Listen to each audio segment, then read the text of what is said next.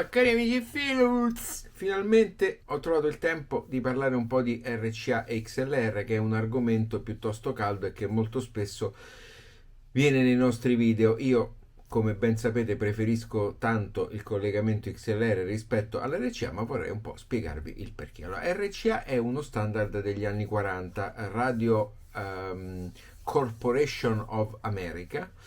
Prende il posto del DIN. Molti di voi se lo ricorderanno, quel collegamento circolare che era 4 pin, 5 pin, 6 pin, poi c'era l'uscita per le casse che era puntolinea perché doveva portare un po' più di corrente. XLR invece è l'evoluzione del Canon. Il Canon è uno standard professionale, quindi l'XLR nasce proprio per esigenze professionali. Allora, RCA che cos'è? È un polo caldo, il polo centrale, e poi c'è una massa attorno, quella parte circolare coassiale rispetto al pin centrale. In quel caso viene veicolato il segnale positivo al centro e la massa, il ground, coassialmente. La massa ha una doppia funzione: ha la funzione sia di far circolare la corrente di ritorno, col positivo al centro va, col negativo torna, sia di collegare le masse dei due contenitori fra di loro. Due contenitori potrebbero essere lettore di CD e amplificatore, lettore di CD e preamplificatore, streamer e preamplificatore, i due prodotti collegati con il cavo RC. XLR invece è tutta un'altra cosa, perché XLR ha tre poli, di cui due poli che sono un positivo e un negativo portano il segnale, e poi c'è un polo di massa che però è una massa esclusivamente utilizzata come calza del cavo per collegare i due chassis. Si chiama massa flottante perché c'è la massa separata per il contenitore e quella che di fatto è flottante proprio per il segnale. Perché che cosa sono questo positivo e negativo dell'XLR, scusate? Il positivo è il positivo del segnale, quindi è il segnale, lo stesso segnale che verrebbe veicolato con l'RCA, stesso identico. Il negativo invece è la sua copia specchiata, quindi la sua copia sfasata di 180 gradi. Immaginate una sinusoide: se il polo positivo ha il suo massimo nel tempo t con 1, il polo negativo ha il suo minimo nel t con 1. Che cosa succede però? Io trasmetto col mio lettore di CD un segnale in XLR con positivo e negativo. Quando lo ricevo dall'altra parte, la macchina dall'altra parte farà una somma algebrica delle due sinusoidi e quindi creerà il segnale, che poi il segnale vero e proprio, che avrà un'intensità doppia, tanto che, se ci fate caso, nelle specifiche in uscita c'è RCA 2 volt, XLR 4 volt. Ma cosa succede? Qual è la magia? Che mentre il segnale positivo e negativo si sommano, i disturbi elettromagnetici che vengono concatenati con la trasmissione del segnale si elidono algebricamente. Quindi io dall'altra parte avrò una quantità di disturbi praticamente pari a zero. Questa particolare caratteristica si chiama CMR, Common Mode Rejection. È chiaro che ha una grandissima valenza, soprattutto se, come abbiamo detto, nel mercato del professionale dobbiamo fare tantissima strada. Immaginate un microfono da palco. Un microfono da palco ha un cavo che potrebbe essere anche 100 metri, e il segnale del microfono potrebbe essere anche un segnale estremamente basso in ampiezza. C'è bisogno di qualcosa che trasporti quel segnale senza disturbi e lo trasporti nel modo migliore possibile. Ma qualcuno mi dirà: ma io in un impianto hi-fi non ho bisogno di collegamenti da 50 metri, non ho queste esigenze che ci sono nel mercato del professionale, magari di collegare una cassa o una serie di casse, un array di casse che sta a 50-60 metri dal palco. Questo è vero, ma perché dovrei utilizzare un collegamento XLR quando non mi serve? Negli anni 70, 80, anche inizio 90 non avevamo i cellulari, non avevamo il wifi, non avevamo il Bluetooth, quindi non avevamo tutto questo enorme inquinamento radio che abbiamo oggi, e altrettanto l'alimentazione a 220 era un'alimentazione pura che veniva da un trasformatore, da una cabina di trasformazione e quindi da un semplice trasformatore,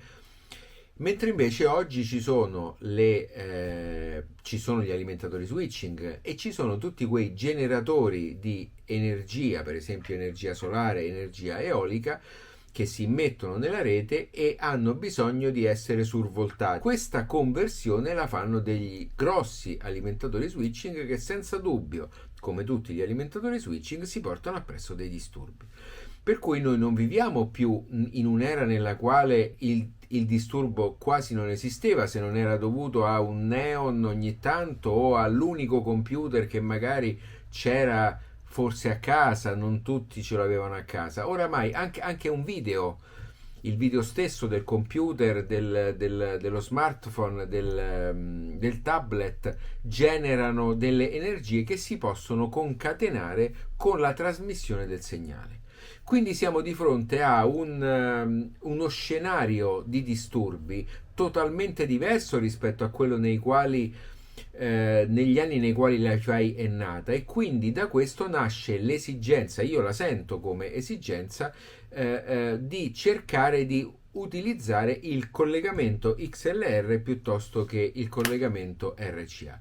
Il collegamento XLR, tra l'altro, ha un altro paio di vantaggi importanti, oltre a quello della reiezione di modo comune, che avviene in tutti gli stadi dell'amplificatore o della sorgente o del finale, se sono intrinsecamente bilanciati. Ovviamente le distorsioni tendono a cancellarsi naturalmente e la dinamica complessiva tende a essere decisamente superiore rispetto a quella di un collegamento sbilanciato.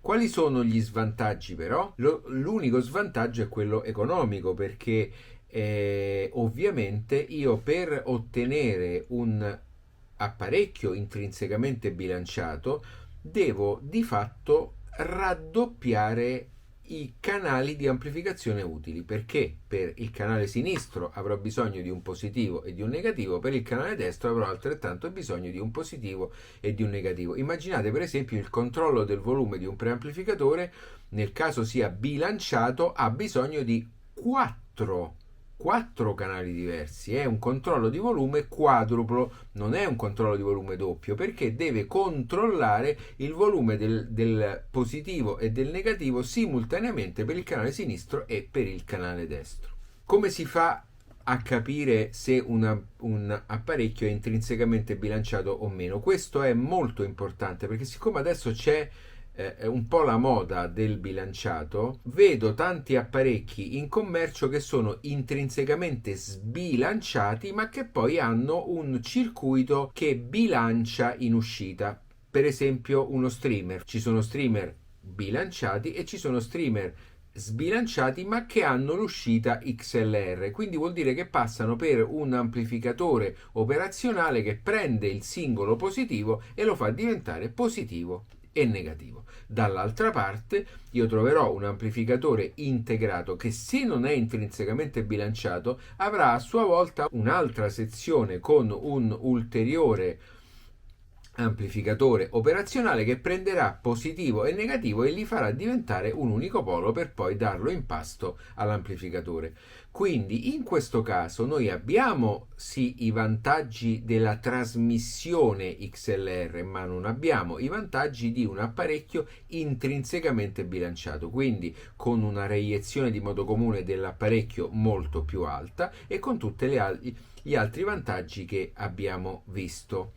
C'è un altro modo di convertire il segnale da bilanciato a sbilanciato e viceversa, che è quello attraverso trasformatori. Lundal, Jensen sono tutti trasformatori di alto livello. Per esempio Jeff Rowland usa i Lundal e lui li usa, e ho detto Jeff Rowland non a caso, non perché non faccia un'elettronica dopo il trasformatore che sia completamente bilanciata, ma perché il trasformatore è anche un isolatore galvanico, perché ha 2 avvolgimenti, un nucleo che unisce questi due avvolgimenti, e quindi questo nucleo stesso fa da schermo, fa proprio da muro ai disturbi elettromagnetici. Quella è una soluzione costosa, è una soluzione diversa che porta anche una firma sonora molto marcata. Altrettanto però lo stesso portano una firma sonora queste conversioni che vengono fatte da sbilanciato a bilanciato e altrettanto da bilanciato a sbilanciato.